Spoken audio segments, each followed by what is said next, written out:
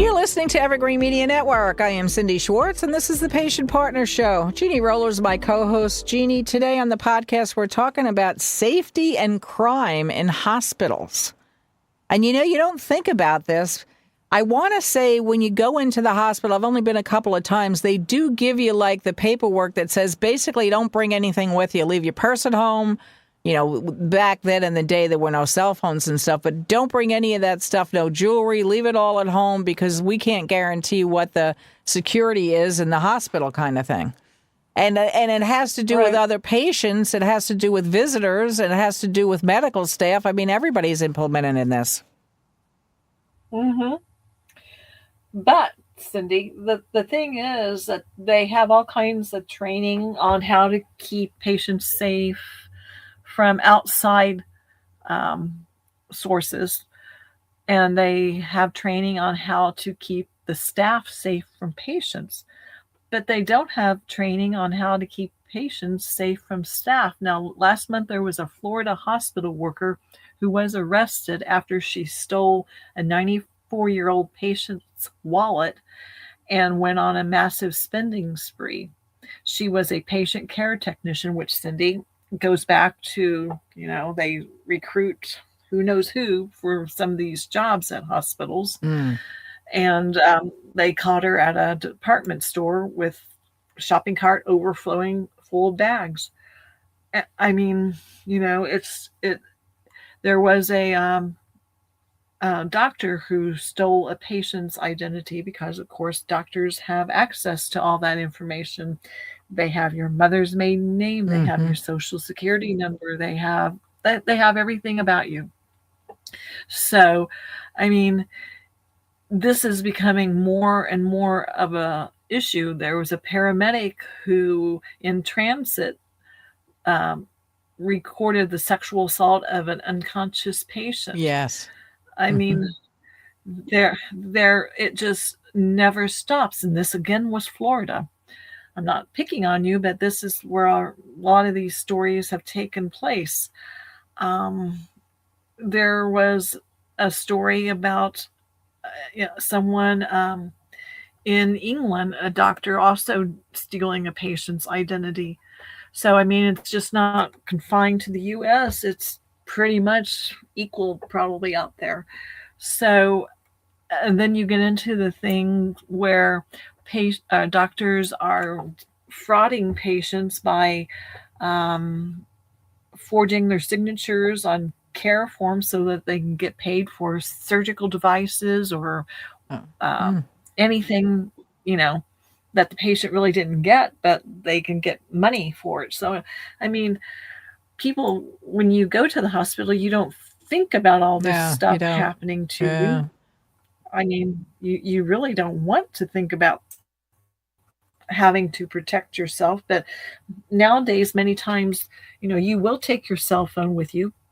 You will a lot of people will take a laptop or a tablet, and many people will take a credit card because they allow you to buy things in the hospital, snacks and stuff.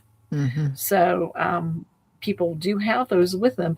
And if you're in an emergency situation where you're brought to the hospital, then all your things are there anyhow. They're usually in a little bag that they put in the room somewhere. So the security is not there for patients.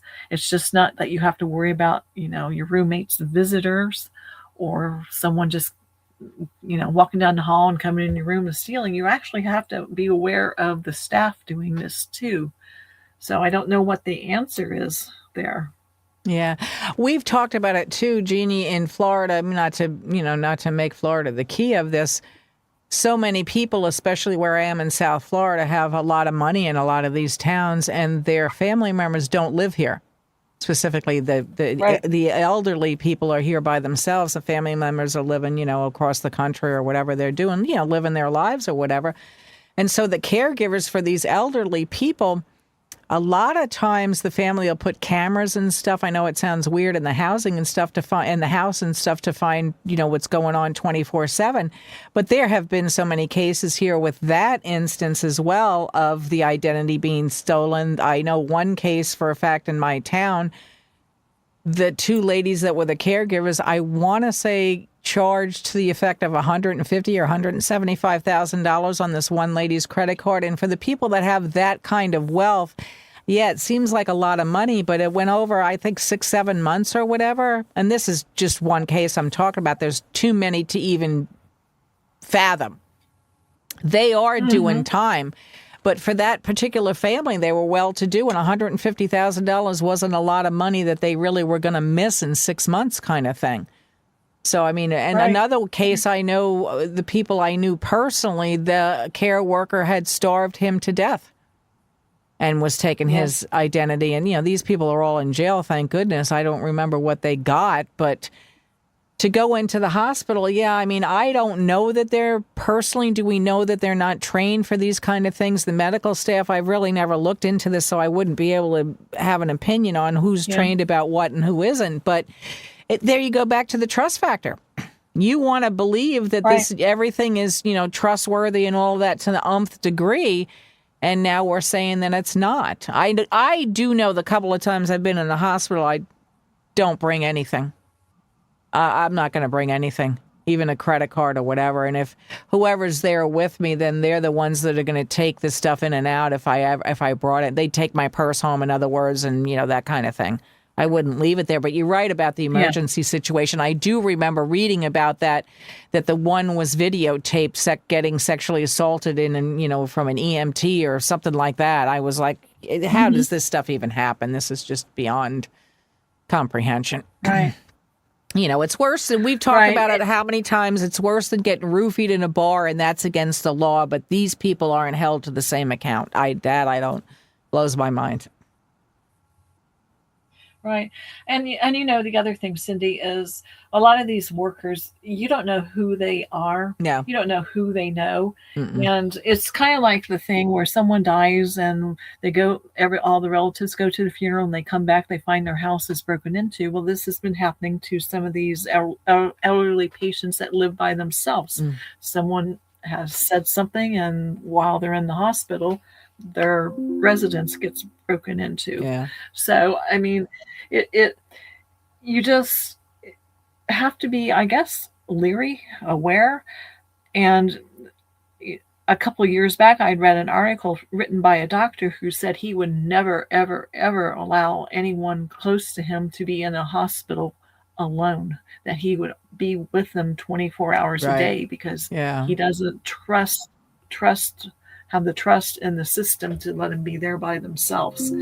So many of these older people, especially in Florida, they don't have family, like you said, around. So there's no one there. So it does make them easy targets. And that is just so sad, because when you're getting health care, you shouldn't have to worry about being a victim of crime. Right. And they're already compromised. When you get into, a lot of people are already, when you get into your 80s, 90s, and 100s, now people are living too. I mean, you're not as solid as you used to be. You're more frail. Maybe not in your mind all the time. I don't want to say anything about that. But you're not as quick as you used to be. And why do you have to defend yourself against this stuff anyway? I mean, this should be not even a topic. There should be no topic about this at all. And there you're quoting a doctor saying, don't be in a hospital by yourself at all. And that's a person that's employed by these places. So, I mean, if the doctor's saying it, I got to listen to him. You know what I mean? That's crazy. Right. And a lot of it is just crimes that are swept away. Like I said, they're not getting held accountable, or they just go under the rug and we'll fire this guy, get another one in, kind of thing. Right.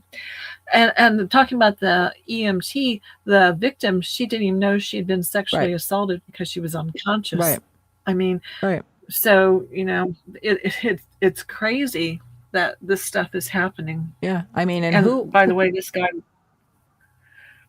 guy was found guilty of sexual battery by a person 18 years or older, but he was acquitted on the separate charge of voyeurism, which he should have been for that too. On that note, stay listening to Evergreen Media Network.